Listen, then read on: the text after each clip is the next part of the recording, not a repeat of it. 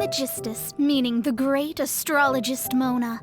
If it is divination you seek from me, then I ask you respect my name by learning it wholly, here and now.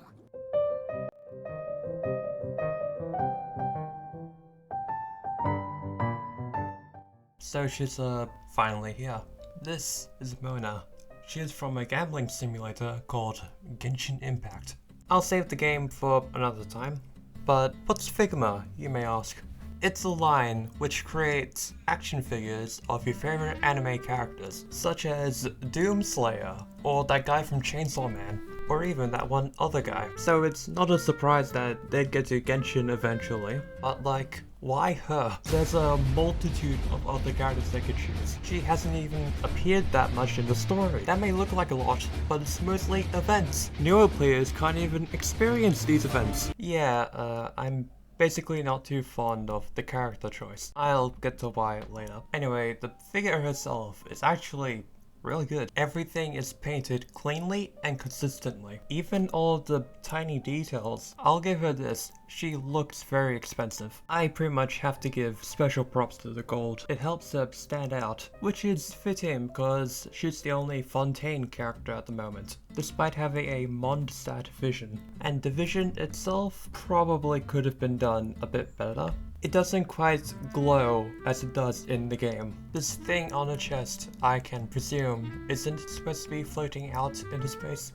Something which I feel people would get a bit mad over is the visible joints. However, I don't mind. Unlike a boring statue, I can actually move this around. What can I do with a statue? Just watch as it gets dustier and dustier? And to prove my point, she has really good posability. Nothing feels loose or even too stiff. Although, her feet are really small, so trying to get her to stand by herself is a bit of a challenge. Before we get to the stand, I feel like I need to mention something first. She had a redesign, so technically everything I just mentioned is out of date in some way.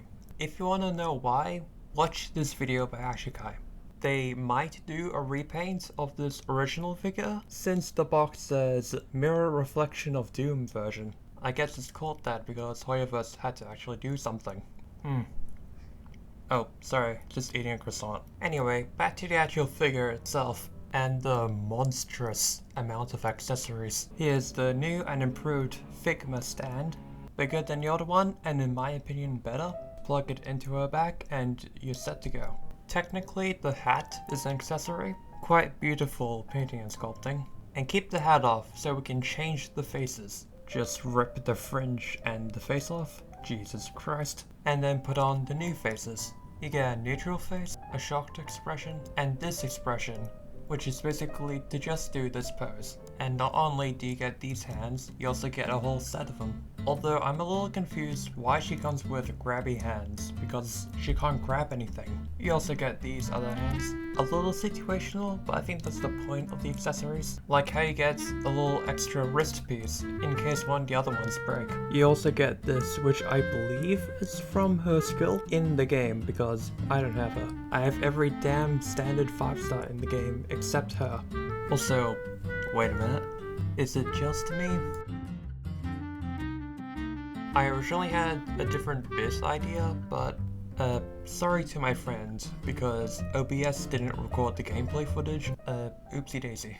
But we're not done with the accessories yet, because you also get these two stand arms. They just plug into the stand, and you can put this adapter into one of them. And on the end of that, you can put this star sign thing. It's called the Scry Glass, and she can read constellations with it. So she's basically like a fortune teller. And if you're wondering, the constellation that's on it is Amber's. Totally no specific reason why I decided to mention that. You also get this other adapter, which is meant for this book. It's beautifully painted and can even open. It's all nicely done, but would you believe me if I said this was her weapon? The other reason why I didn't think Mona was a good choice is because someone who wields a sword, a spear, or even a bow probably more fun to play with. Catalyst users like Mona are just a boring choice. I can't put her in many cool action poses. I get this is an adult collectible, but the amount of accessories promotes play, and you don't even get any water effects to help. That play factor. They probably just chose her because she's hot, but right now I'm just feeling cold. Okay, let's get back on track. To round off the accessories, you get instructions and a bag. Instructions are both in English and Japanese. The bag is for the accessories and is very much appreciated since there are so many accessories, and we're finally done with those. We near the end of the video, so what are my thoughts? Well, she's definitely the best Figma I own. I don't even know who this other character is, since I bought her off eBay for about $40. She is a good quality figure that is definitely worth a pretty penny. I paid about $140 for her, Australian, and I feel that's about worth it. Although it really depends if you like the character or not. I bought this and made this review purely because I hope we can get more characters. I'm keeping her for the moment though, and don't get any funny ideas. I've waited about 6 months to make this video, and hopefully it's worth it. Basically, I just hope we get Figma D-League.